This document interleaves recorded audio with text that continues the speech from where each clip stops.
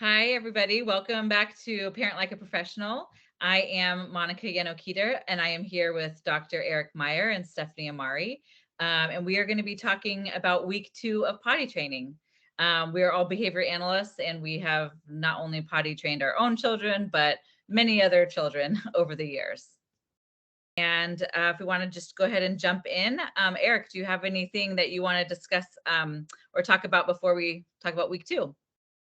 Sure. So something that I would highly recommend before you jump in week 2, day 1, is to really look for and identify all the things that your children seek out, things that they want access to. So for example, what are their favorite foods? What are their favorite toys? What are their favorite activities? What are their favorite videos? So make a list of those items and pick some of them that you can use when you're in the bathroom. And then make sure you limit access to those items so that they don't have access to them when they're not in the bathroom. So for example, if you come up with 20 different things, maybe pick 5 to 10 of those items, activities, food reinforcers or whatnot, and reserve them for only potty training. At the same time, day 1, you might pick out of those 10 items, pick 5 for day 1 and then use the other 5 for day 2.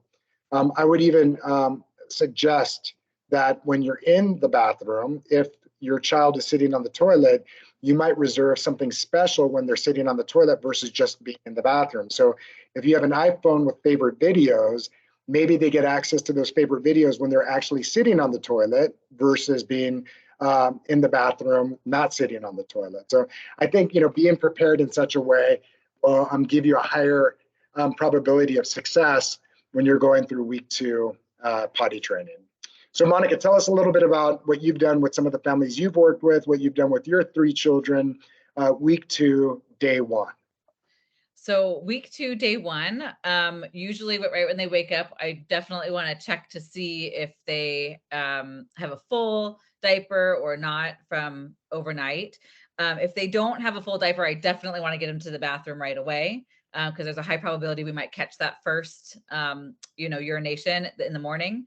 And if they are pretty full, I might allow them to go and eat a little something or, some little breakfast or play a little bit before going into the bathroom. And then what we would want to do is go into the bathroom for about 15 minutes or be right near the bathroom. And if again, you're kind of carrying off what you did on week 1, but you want to reinforce if they do urinate on the toilet. Of course, you're going to give them one of their highly preferred items that you were just talking about.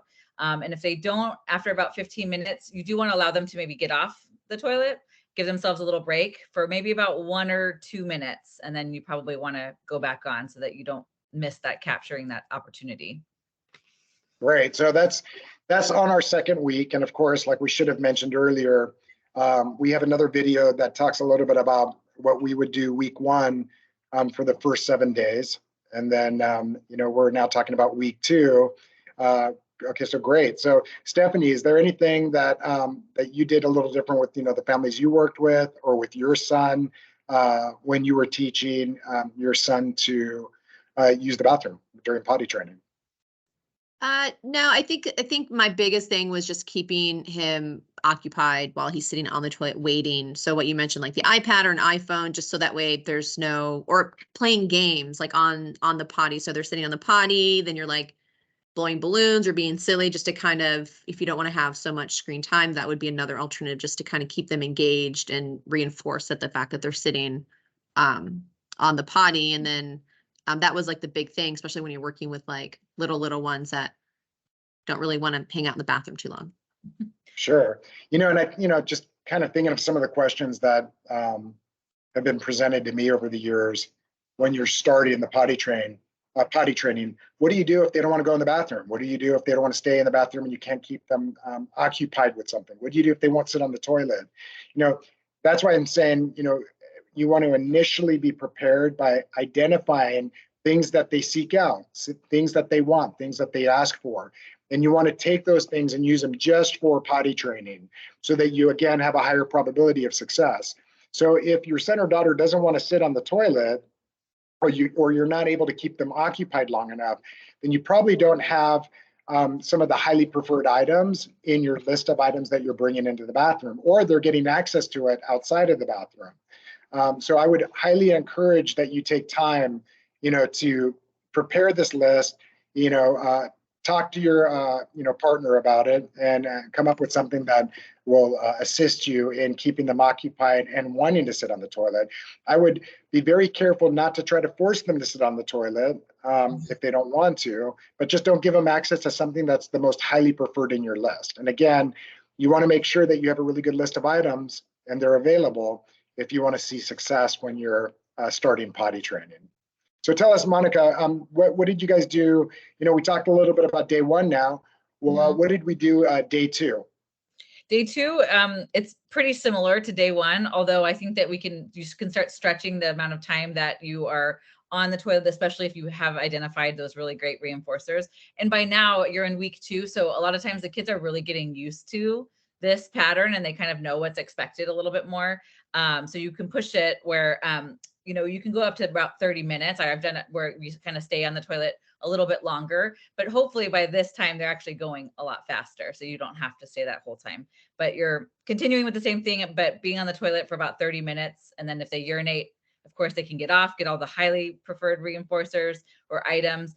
And then, but if they don't, you probably only want to have them off for a couple of minutes and then go back on. But like you were talking about the items that they can have while sitting on the potty. I think distraction is a big thing too, especially if the kids don't love to sit there. Sometimes they're kind of a little bit nervous and they'll clench and they'll get, make it that much harder on themselves. But when they're distracted or they're engaged in a fun activity, it's a lot easier to get them to void and almost forget that they're on the potty. So have you had that same experience, Stephanie, as well? Yeah, I think I've had both experiences of if they're too engaged and having too much fun on the toilet, then they won't urinate in the toilet. And so I think there's a fine balance of, yeah, you want to be engaged and have fun, right? But you also don't want it to be so engaged where they're not going to, to void. And I think you don't really know until you're in the moment and you're like, wow, it's been a long time. They haven't gone. I've given them water. Let's maybe if they're on like an iPad or something, then you take it away and maybe it's just more of like having a conversation, looking at books, still making it fun, but less distracting and less engaged. If you feel that that's a problem, and it could change every day as well. Right. That's a good point. Yeah. Yeah. So, I mean, it's just, I think each day you have to take it, but I do think, to me, I think when you're working with little ones, it is very important to keep them in forgetting and, hopefully, like you're saying, Monica, hopefully by that second week that they're going quicker. So they're not sitting as long as what they were on the, first day, week 1. Right. And they're also accustomed to it by this, ideally accustomed to being in the bathroom, and it's part of the routine. And, if you go through the first 6 days and taking one day where you might take a break on the 7th day, hopefully they're kind of used to that routine, keeping it so that's not long periods of time. That's why we're suggesting 15 minutes, here and there. But yeah, no, great. So day 2 and day 1 are very similar. What would you recommend for day 3, Monica, in terms of now we're in the 2nd week, we're in the 3rd day? So day 3, we are encouraging where you want to stay in the bathroom or on the toilet until they void. So we're really trying to get that first one and make sure that we are really successful by that 3rd day. But again, hopefully, the process is sped up, but if you're still having problems, you want to definitely stay on the toilet until they go, if you can, and they're happy and they want to be there and all that stuff. So, and I think making sure that you yourself are, staying motivated and showing them that this is fun, we got this. I think that's all really important as well. But yeah, so stay on the toilet till they go, and then you can have 15 minutes off, and then, you want to go back on for 5. Go back on for 5 and continue that throughout the 3-hour period. So again, we're only doing this for about 2 to 3 hours a day. So it's not something that you have to do or feel like you have to do every waking minute of the child's day. When we call it day 2, we're talking about like a 2 or 3 time period. So it makes it a little bit more manageable for you and also for your child. Very good. So Stephanie, in terms of, do you have any recommendations? Anything in addition for day 3? No, I mean, I would hopefully, if things are going well, then day 3, they're going when they need to, and you're not needing to sit on the potty for a super long period of time, and then they're able to get off. And I think what's also nice is that it's not like a full day thing, that you're only just a few hours a day. It seems more manageable than spending from time they wake up to the time they go to bed. So I feel like as a parent, having that short amount of time, it's like, I can do it. Like, it's only a few hours, I can do it, and then we can go about our day. Or hopefully they're ready to go and are starting to get it. And So can you guys come up with some of the challenges that either whether you experienced them or some of the families you've worked with, some of the challenges that they've experienced that they've addressed or presented concerns to you during the years that you've been helping families teach their children, to void in the toilet? And if you can't think of any off the top of your head as we're going, please, share. But Monica, go ahead. I think one of the biggest things is that when families are saying it's not working or you're having a hard time, but they're allowing access to all those reinforcers outside of the bathroom, and therefore their child really is not wanting to go into the bathroom. That's usually one of the first things that I've noticed is a problem. Well, it's like, of course they don't want to go onto the bathroom because they have all these access, or sometimes outside is way more fun than being in the bathroom. Even though you try to identify as many reinforcers, you have to kind of make the outside world a little bit less fun. So if that means getting rid of some of the siblings somehow, or they don't hear all the other play, or the TV's not going on outside for the other siblings, because that could cause a little bit of an issue. I think that's one of the biggest and easiest things to change, actually. So Stephanie, I like it. Yeah. I think with some of the families that I've worked with in potty training, I think the biggest difficulty is the amount of time it has taken for the child to actually go pee on the potty. So and the parent starts to worry. Ooh, it's been 5 minutes, it's been 10 minutes. Oh my gosh, we're creeping up there and they're still not going. And then as soon as, it's like, okay, they need to take a break. And as soon as they're off the potty, then they go, then they go to the bathroom. And so it's just trying to figure out what's the right mix, and maybe they're not relaxed enough in the bathroom. Maybe they don't have enough reinforcers. So I feel like a lot of times it's just a lot of playing back and forth of, did they just go to the bathroom? How long has it been? Are we giving enough water? And, and so I think sometimes when you're first putting them on, it's different for the kid. It's scary for him or her. And then you're just trying to have them relax. And so I think that's the biggest one I've had, is just the withholding and not going. Not so much of like accidents after, it's just sitting there and just waiting. And then how long is too long? Is it long enough? Are they uncomfortable? And I know we talked about like getting a step stool so, their feet can sit on something, but sometimes they're too little and they still don't read. And so I feel like there's a lot of worry from the parents, like, are we doing the right thing? And then there's some self-doubt. So I think having more of a step-by-step guide of, it's not going to go perfectly. It's okay. It's all right. Like we'll figure this out type of, because it can be scary.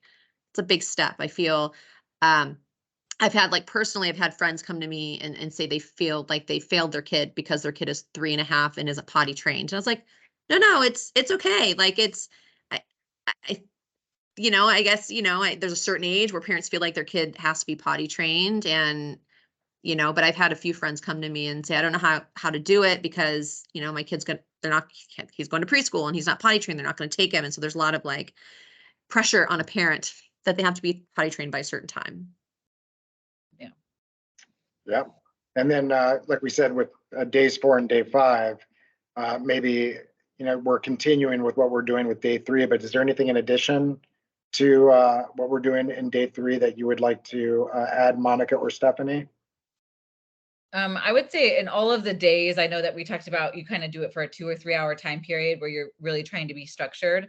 But outside of that time period, though, making sure we don't go back to diapers unless they're taking a nap, I think is really important. So although you're not, maybe sticking so strict to the schedule, or as close as you can, you're still going to reinforce if they do initiate going to the bathroom, of course, or if they do go void in the toilet. So making sure you even throw, almost like a bigger party for them, or give them the highest, most preferred thing when they do that independently, and especially outside of your little window quote unquote training, because technically the whole day they are in training. It's just not so structured. So I think that's important. And kind of along the lines of what Stephanie was saying, not being so rigid where like you have to look at your child and what's working and what's not working and adjust accordingly. So when you think they're not being successful, you might just need to tweak things a little bit, by maybe keeping them on longer, changing the reinforcers, and just identifying what's working and what's not. So I think that's important. Very good. Stephanie, anything else you want to add? No, I think Monica was right about the diapers. Like, I think like keeping them out of diapers is probably the biggest thing. Like, even if there's all that worry, but I think putting them in underwear and just keeping an eye on them, and then big reinforcers when they do go to the bathroom. But I think the diapers are, the biggest thing is to make sure that we're just making sure that they're not on diapers. They're not in diapers anymore when they're off the potty. It's like once we start, diapers are done, and we know what to expect when that happens. So Outside of sleeping or naps and things, but that's different. Yes. Yeah. So when they're napping, sleeping, but when you're doing this day, even though it's not so structured, you just want to make sure that you are keeping them out of diapers for the rest of the day until it's time to go to bed. Great. So this concludes our potty training for week 2. Stand by. We'll be presenting week 3 shortly. So if you have any questions, feel free to contact us through our website at parentlikeaprofessional.com. If you haven't had an opportunity to see our discussion about week 1, please check us out on YouTube. And we look forward to seeing all of you in the near future. Take care. Bye.